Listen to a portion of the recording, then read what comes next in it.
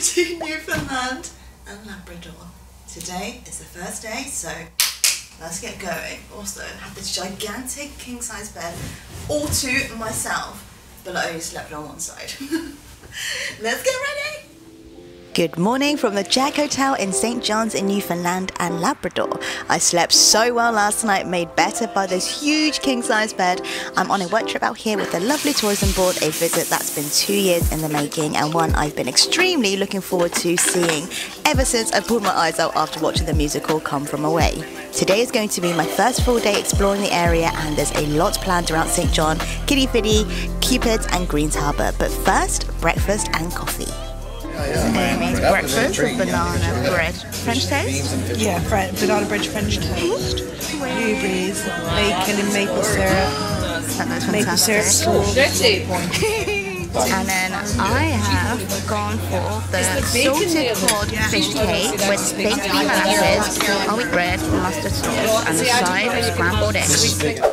Breakfast finished, it was delish, and now we're checking out, about to head to our first spot. Let's go. But I highly recommend Jack if you love music, you want to be right in the centre of town, and lovely staff. The food was lovely as well, especially the scallops last night were. And yeah, let's show you what we get up to today.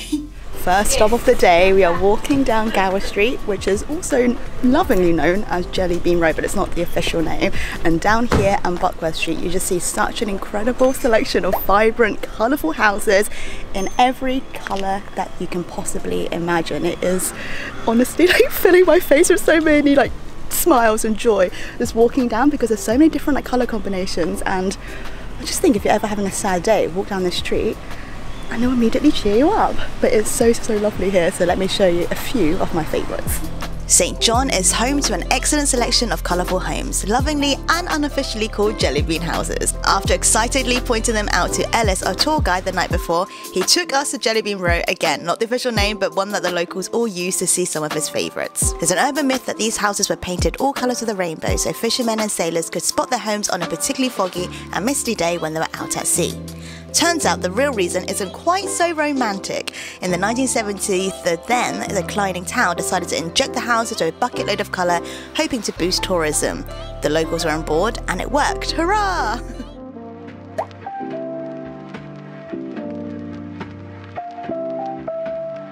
If you love a viewpoint and hike, Signal Hill is a must visit. There are rugged coastal views, grand ponds and the charming view of St. John below you.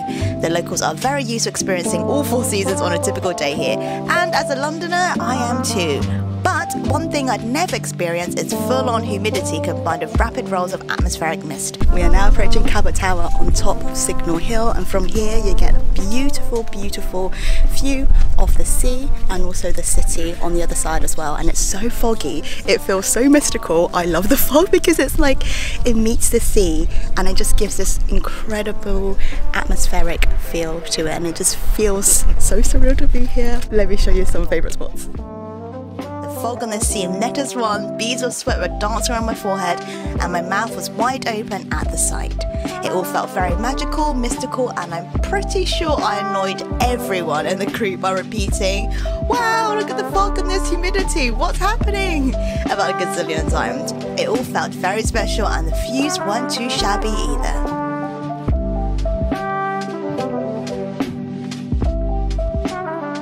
For the ultimate view of St. John's, you can actually climb all the way at the top of Cabot Tower. There's no entrance fee, so as you go in there's a gift shop and then a set of stairs. You go all the way up, then are met with this stunning view here. How cool is that? Now going all the way up over to Cabot Tower.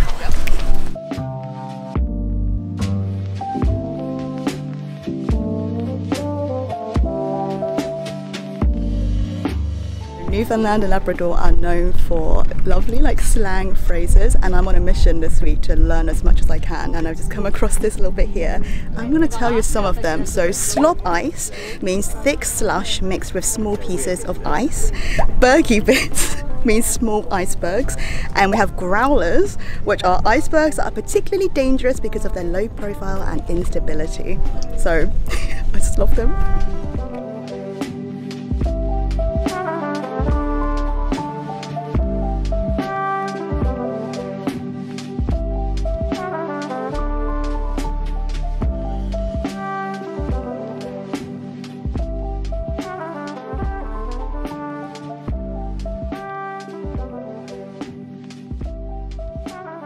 We are now walking around the beautiful village of Quidi Vidi, which is such an attraction and a lot of people's favourite places. Here you can find the brewery, you can find outdoor seating, fishing boats, little duckies, and a place where fresh water meets seawater as well. And it's just so picturesque and peaceful.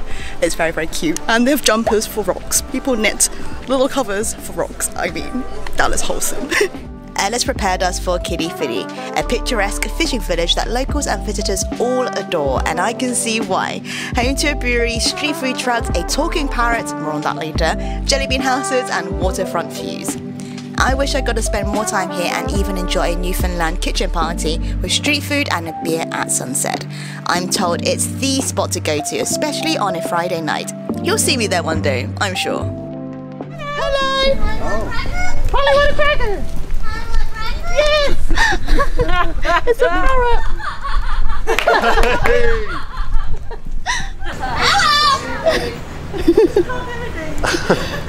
Hello! Hello! Cupids is the first English settlement in Canada and is one of the oldest settlements in North America. Led by Bristolian merchant John Guy, he, along with 39 British colonists, first arrived in Newfoundland in August 1610. Not only does the museum at Cupids Legacy Centre provide a detailed summary behind the English fishing and farming history in this town, but the A Place to Call Home Living Heritage exhibition brings history to life through 3 live actors taking on the fictitious characters of Catherine Guy, Sam Rowe and Louisa Dore. An hour and a half drive away, we are now at the Cupids Legacy Centre, which is the first and the oldest English settlement in Canada. Inside there's a little coffee shop and a museum, and we have a show that lasts for 1 hour that's about to start. So let's go in. It is open daily from 9:30 till 5 p.m. Gentle friends, I see you all be standing here. Governor Guy was not a cruel master. He wasn't cruel. But this story, it's as much about her as it is about him. You see, back in his day, and in my day too, most of the people around here, we were fishermen.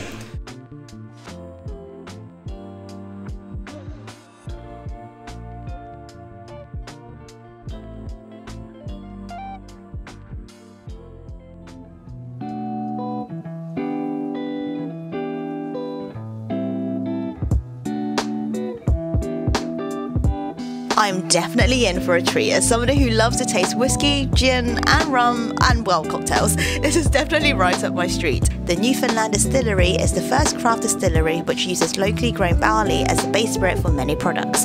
All of the spirits focus on the purity of ingredients from the shores of Newfoundland. Juniper and other ingredients are all picked locally, on land or from the sea. Even napkins, we're getting napkins. Oh, well, see these boxes. They're so cute. I'm going to open my picnic box.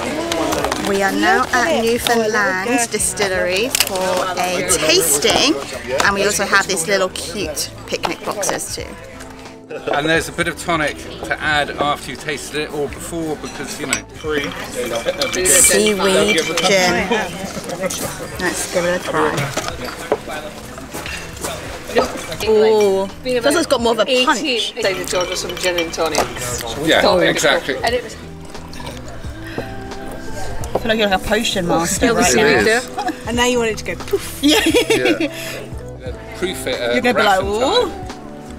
And if it went fizzle, it's a lot of rum. really happy. I can't deny it.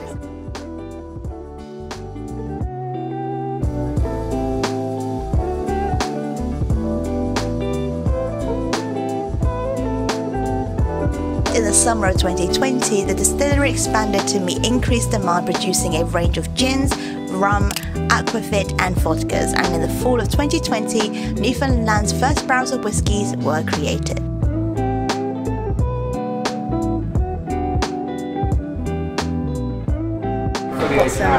Long whiskey. You visit. And he went, no, really, it's not true. So It smelled to me, I mean, I don't know what I'm talking about, but it smelled to me. Now someone said to me, this whiskey is not what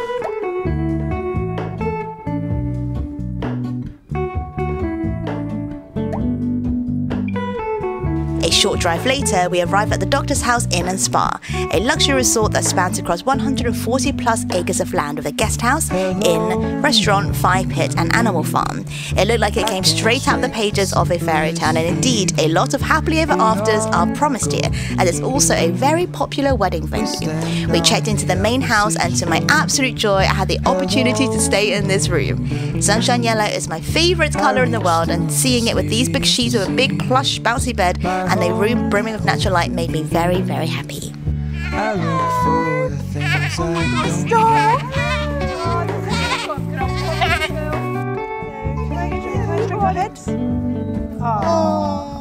A quick refresh later, it was time to wander around the estate to visit some of the animals.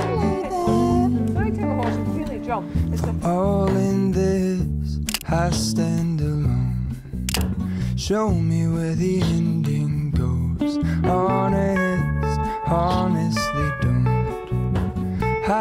This is my first sunset in Newfoundland and Labrador, and the tourism board really did pull out all the stops by preparing us with one like this over Hopewell Bay. I couldn't stop looking at it. The colours shifted minute by minute, the moon hung in the sky and everything seemed idyllic. There was a couple celebrating the 15-year wedding anniversary with their children whilst I was filming this, and it made this experience even more special. We had dinner at the restaurant and called it a night, ready for another day of adventure, culture and sights around Newfoundland and Labrador on the second day. What a way to start my first impressions of this province. But this is just the beginning. There's so much more to come, so I hope you stick around for the rest of the week. Until then, thanks for watching and have a wonderful rest of the day. Goodbye! The engine glows, and I guess you always see